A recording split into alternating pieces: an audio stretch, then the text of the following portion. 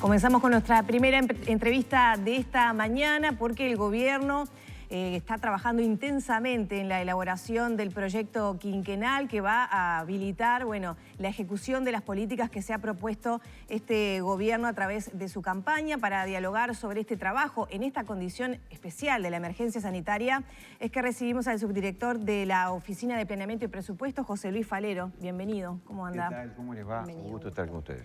Bueno, trabajo intenso por estas horas. ¿Cuáles son? El presidente ya marcó que vivienda y educación deben ser las prioridades, pero también tiene un compromiso de ahorro y también tiene lo inesperado de la emergencia sanitaria que obligó a recalcular muchas cosas. ¿Cuáles son, a esta altura, con lo que ya se viene cerrando y lo que se está proyectando, cuáles son las principales dificultades? Bueno, la dificultad es la situación que el país, que se encontró en el país, que ya venía complicada, ¿verdad? Y que a eso le agregamos lo sucedido con la pandemia, obviamente nos exige mucho más aún de lo que estimábamos que iba a suceder. Así que en esa línea de exigencia el equipo está trabajando a full, en el detalle, en la búsqueda de identificar gastos que se pueden evitar, que sin duda en todos los ministerios y en todos los organismos públicos existen. Hay temas que tenemos que definir claramente si son prioritarios o no, y en esa línea está todo el equipo, todo el gabinete, buscando al detalle para que, que todo ahorro que se logre o que se identifique como que no es necesario en este momento en que vivimos, pueda ser reorientado justamente a esas políticas que el presidente ha marcado claramente que tienen una prioridad mayor,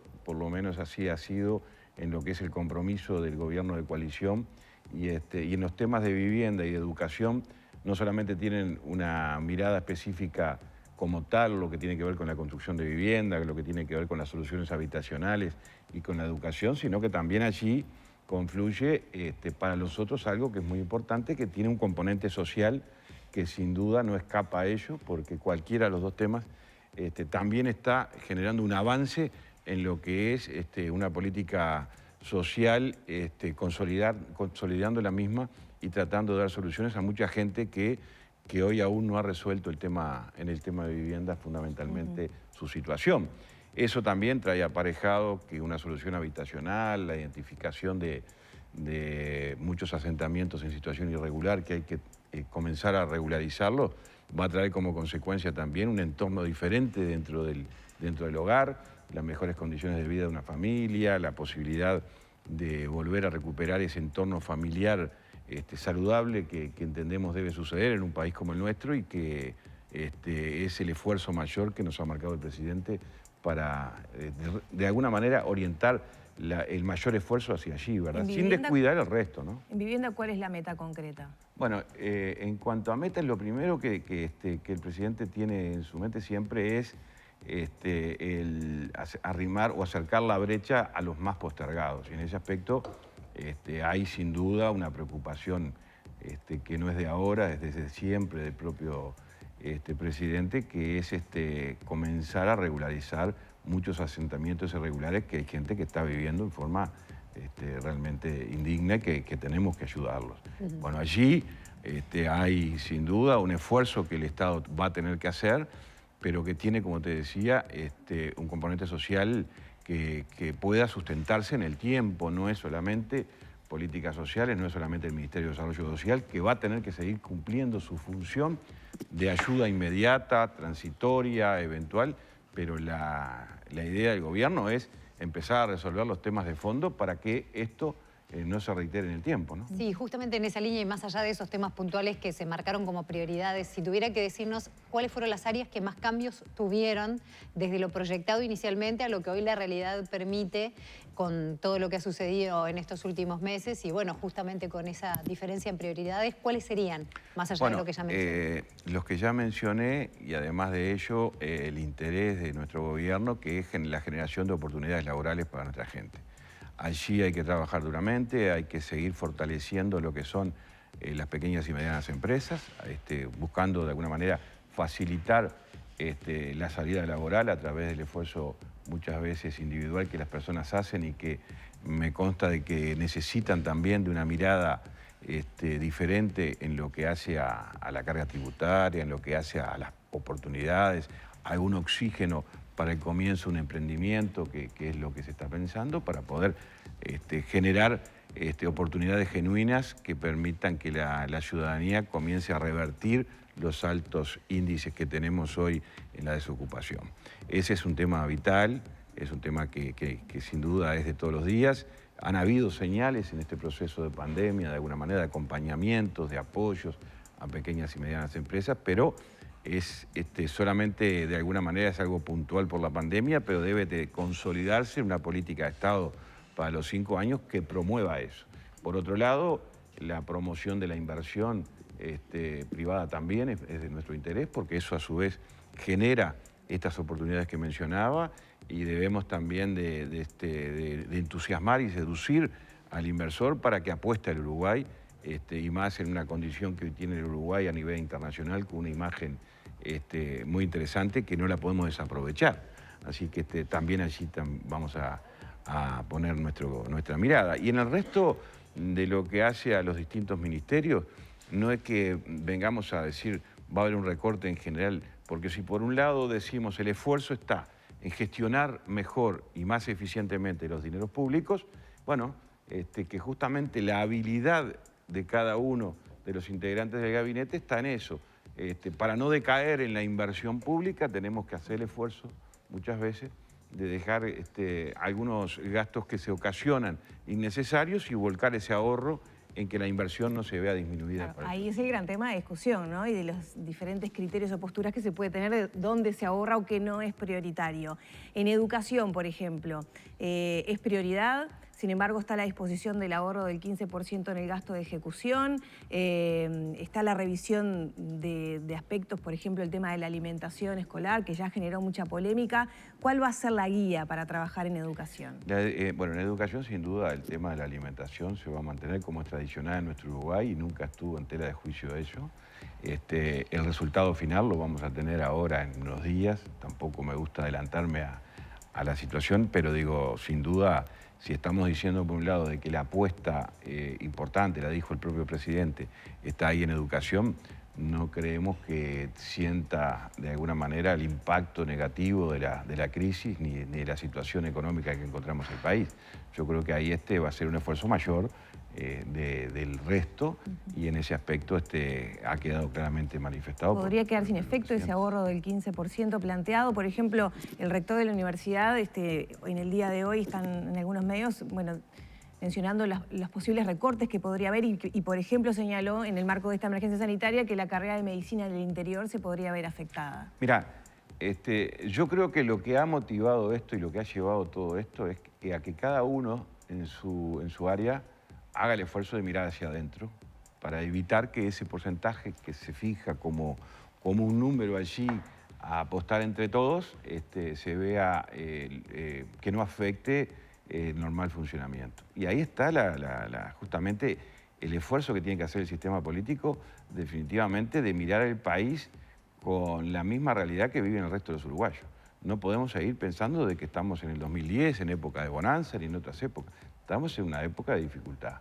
Si entendemos eso, y creo que así lo ha entendido su gran mayoría, y hacemos el esfuerzo hacia adentro, creo que esa reducción se va a disimular muchísimo. Y en algunos aspectos quizás ni se note. Pero bueno, el resultado lo vamos a tener en unos días, porque obviamente es un panorama muy abierto, con todo el equipo técnico trabajando en distintos ministerios, y una vez que lleguemos al resultado final, bueno, se va a hacer los anuncios que corresponda por parte del gobierno, y no me parece que corresponda que nosotros adelantemos. El esfuerzo tenemos que hacerlo, el Estado tiene que hacer el esfuerzo hacia adentro del Estado. Lo que nos ha reclamado la ciudadanía se tiene que dar, y en ese aspecto no podemos ser flexibles, tenemos que hacer los esfuerzos. Como lo haces tú, como lo hacen cualquiera de ustedes en su hogar, en su familia, es revisar aquello que, bueno, nos hemos acostumbrado, pero no nos afectaría nuestra vida normal si lo retocamos o buscamos reducirlo o mejorarlo. Yo creo que en esa línea es tan simple como eso. Cuesta en el Estado, nos consta, pero tenemos ejemplos En lo que me es particular me ha tocado, digo, de alguna manera reorganizar lo que es el tema de las transferencias a los gobiernos departamentales. Y sin embargo, buscando hacia adentro las cosas que entendemos ya han cumplido un ciclo, como son subsidios directos, como el subsidio del alumbrado, el subsidio del propio Subsibe, el Fondo Metropolitano, que tuvieron épocas que bueno, sirvieron de un apoyo del Gobierno Nacional a los gobiernos departamentales. Ahí analizándolo hemos encontrado cosas como el subsidio de alumbrado, que hay un premio de eficiencia energética que entendemos que ya de alguna manera todos se han aprovechado de él para pegar ese cambio en la tecnología, aprovechar ese cambio de tecnología para generar un ahorro, y que hoy ese premio entendemos que es innecesario, y bueno, y ahí recordamos 300 y pico millones de pesos. Si miramos el Subsibe, lo mismo. El Subsibe, el Estado ha hecho un esfuerzo enorme para la unificación de patentes en los últimos años. Y hoy todavía el Estado está aportando no solamente para el funcionamiento del Subsibe, sino también para las redes de cobranza de cada departamento. Bueno, entendemos que las redes de cobranza deben de ser asumidas por los gobiernos departamentales, porque entendemos que además es justo. No es justo que el Estado vuelque un subsidio para el sistema de las redes de cobranzas que hacen el cobro de la patente de vehículo, cuando hay departamentos que tienen un número muy importante del parque automotor. Y yo creo que no es lo que debemos hacer, de darle más subsidio al que tiene más vehículos o darle más subsidio al que tiene más alumbrado. Creo que tiene que ser a la inversa, tenemos que ayudar al que viene más atrás. Hablando justamente del tema departamental, que siempre es complicado, cada intendencia tiene sus particularidades, sus necesidades. Se aprobó el presupuesto que ustedes habían establecido. ¿Cómo fue ese trabajo? ¿Qué resulta justamente de eso?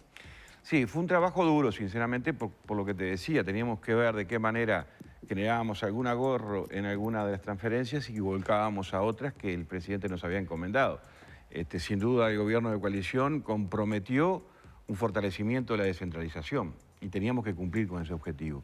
Y creo que este acuerdo, sin duda, ha dejado claramente reflejado en blanco y negro que eso va a suceder en el próximo quinquenio. Va a haber un fortalecimiento de las transferencias a la política de descentralización real que muchas veces hemos reclamado cuando estábamos del otro lado del mostrador. Así que digo, para mí hoy es un acuerdo aprobado por unanimidad que me resulta satisfactorio, valoro el esfuerzo de todos y entendemos que vamos por el camino de lo que ha sido el compromiso electoral. Y yo creo que no es solamente del partido de gobierno, creo que todos, en este caso, vamos a ser receptores de este paso que estamos dando para el quinquenio próximo, donde hemos focalizado una mayor cantidad de transferencias para la caminería rural secundaria, que a nuestro entender es la que viene más retrasada. Hemos volcado también recursos al Fondo de Desarrollo Interior, incrementándolo casi un 21%, con una particularidad de que va con destino a los municipios, al tercer nivel de gobierno, que entendemos que necesita... ¿Se incrementa el presupuesto destinado a los municipios? Se incrementa, si uno compara el último quinquenio, que partimos de una base total de unos 3.500 millones de pesos en el quinquenio anterior, pasamos ahora a unos 5.600, se está incrementando casi un 60%. Porque allí también no solamente el aporte del Gobierno Nacional, sino también de las intendencias han comprometido esos fondos para ser administrados dentro de la órbita del tercer nivel de gobierno, cosa que nos alegra muchísimo porque creo en esa herramienta, en la herramienta de los municipios. Yo en particular creo, porque es una herramienta que al principio para algunos intendentes quizás llegó a hacerles pensar de que era una competencia de poder, y yo creo que debemos dejar de lado eso. Creo que tenemos que utilizarlo como una herramienta fenomenal para que en el territorio más cercano, en el gobierno de cercanía, se analice más en profundidad qué es lo que la gente está pidiendo que sea prioritario. Y esa mirada local no la tiene el intendente, la tiene el alcalde o los concejales. Y creo que este paso va a ser fundamental. Allí está escrito también algunas sanciones por la no articulación. La articulación es fundamental en todo esto. Bueno, para ahí que esto se concrete... Usted cuando hablaba de caminería rural, un problema clásico de las intendencias es que ese fondo no se habilitaba, o otros fondos, ¿no?, para infraestructura, porque no se terminaba de ejecutar lo anterior. Esa es una dificultad que tienen muchas veces los gobiernos departamentales. ¿Se piensa resolver eso? Yo creo que también acá en este acuerdo lo hemos analizado, porque como te decía, tengo la suerte de venir del otro lado del mostrador, entonces he estudiado mucho todo este tiempo para que esas cosas que veíamos como un problema se transformen en una oportunidad. Y creo que ahí está justamente el por qué digo que me parece que se van a subsanar. Primero es porque la Oficina de Planeamiento y Presupuesto va a dejar de ser la oficina de contralor de los compromisos de mantenimiento de la caminería. No creo que el Gobierno Nacional tenga que estar a cargo del mantenimiento. ¿Quién va a controlar eso? Eso va a ser la propia Intendencia, quien se va a hacer cargo del mantenimiento. Lo que sí va a hacer el Gobierno Nacional es volcar todo el esfuerzo y los fondos que estamos incrementando para la obra nueva. Cuando hablamos de obra nueva es levantar el estándar de la actual pavimentación o de los caminos rurales. ¿Qué significa esto? A nuestro entender, dos cosas. Una es generar una transformación en la red vial secundaria y la otra es que a su vez estamos ayudando a las intendencias porque esos caminos que le levantemos el estándar no van a tener que mantenerse por lo menos por 10 años. Eso quiere decir que no pase lo que está pasando ahora, que de repente se hace un camino y a los pocos años se está reclamando. Y no es producto de que se hace el camino y se pueda criticar por qué se hizo así, sino porque muchas veces las intendencias, la disponibilidad lo lleva a hacerlo de una forma de utilizar una menor calidad, claro. ¿Verdad? Por eso apostamos a que las políticas de Estado, en este caso el apoyo del Gobierno Nacional, tiene que ser volcado a esa obra nueva. Y ahí está el componente que para mí va a significar un cambio. Y estoy convencido de ello y estamos muy motivados en ese aspecto con todo nuestro equipo. Faleros, y lo otro es que también, no es menor, y que no lo he hablado en otras oportunidades, es que la OPP, con eso de ir a controlar, a ver si a aquel caminito se le echaron 10 viajes de balastro y se le pasó la máquina, que todo eso significaba para la OPP un gasto enorme. ¿Por qué? Porque tenía que tener un técnico por departamento para ir a controlar todos los meses. Bueno, eso no va más.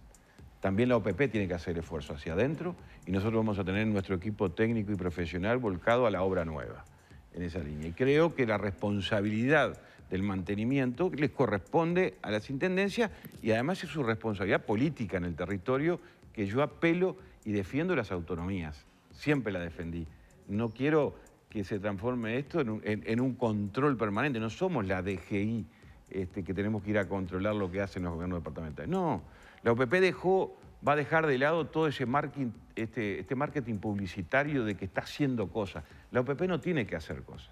La OPP tiene que darle la oportunidad de contar con los fondos, orientar hacia dónde queremos que vayan los fondos importantes que hacemos todos los uruguayos y después simplemente controlar de que las licitaciones y su ejecución de obra nueva esté acorde a lo que está planificado en cada uno de los pliegos licitatorios.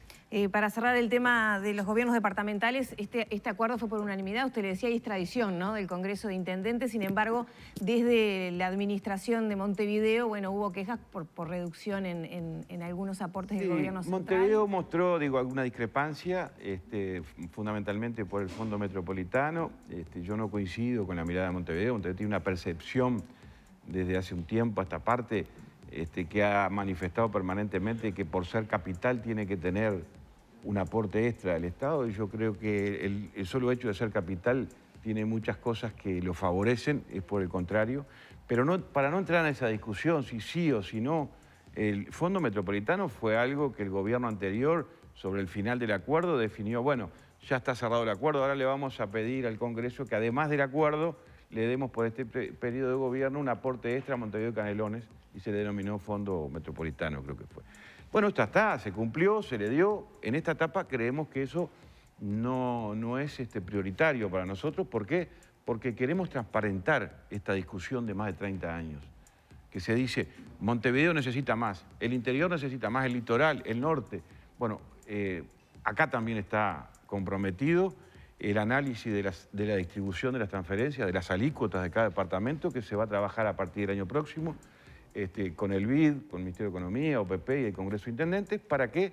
Para que transparentemos definitivamente y fijemos criterios que puedan sostenerse, que tengan que ver con las necesidades básicas insatisfechas, con la pobreza, con la cantidad de habitantes, con la cantidad de superficie de un territorio, criterios que tendremos que definir, y lo que resulte de ahí va a significar de que va a haber una modificación de las alícuotas. Y ahí vamos a saber. Eso va a determinar que pueden haber cambios a partir del 2022. Claro, ahí vamos a decir claramente, después de 30 años, bueno, el país, el gobierno nacional debe volcar a tal departamento, porque viene más atrasado o porque necesita más, porque tenemos los elementos técnicos para para volcarlo. ¿Qué puede suceder? ¿Qué hemos hecho en este acuerdo? Porque muchas veces surgía esa discusión. ¿Y qué pasa si a mí me baja la alícuota un porcentaje muy elevado y yo ya tengo el presupuesto armado? Bueno, para eso hemos sustituido el Fondo Metropolitano por el Fondo de Asimetría, que se activa en el 2022, y lo que va a hacer ese fondo es asegurarle por el quinquenio a todas las intendencias que sufran un cambio como consecuencia de este estudio, de que no van a perder. Creo que en ese aspecto subsana cualquier preocupación de cualquier intendencia. Y bueno, y tanto creo que ha sido eso también una de las cosas que motivó el apoyo unánime de todo el Congreso. Ya para ir cerrando y algún tema pendiente que nos quedó del tema presupuesto en general, ¿se va a poder llegar al ahorro de los 900 millones de dólares prometidos? Bueno, no lo sabemos, hoy no lo sabemos. Era la aspiración inicial, y estábamos convencidos que si hacíamos este esfuerzo que manifestábamos recién, podríamos lograrlo. Hoy tenemos una realidad de un proceso de pandemia que no sabemos todavía cuándo finaliza, y es muy difícil ¿Ya hay un cálculo de cuánto se lleva gastado en la emergencia sanitaria? Obviamente ha sido un aumento significativo en lo que es varias áreas, BPS, política del Ministerio de Desarrollo Social, varias áreas que han tenido que ser receptores de aportes especiales. Ese número lo vamos a tener más sobre el fin de año, sin duda, pero también expectantes de lo que sucederá en este proceso de pandemia, que esperemos nos permita pensar de que en poco tiempo más, o no sabemos cuándo, podamos proyectar algo en base a criterios sólidos. Hoy sería una responsabilidad de mi parte cuando estamos en pleno proceso de pandemia y no sabemos cuándo termina esto, ¿no? Se viene sí o sí una reforma de la seguridad social que ya se venía planteando de muchos años antes, pero esta situación de emergencia sanitaria, bueno, ha exigido al BPS y lo exige, ¿no? Yo creo que todo el sistema político tiene claro que es necesaria, ¿verdad? Con pandemia o sin pandemia. Era algo que se veía que teníamos que trabajarlo en un acuerdo multipartidario que incluya, por supuesto, a todos los partidos y a las organizaciones sociales.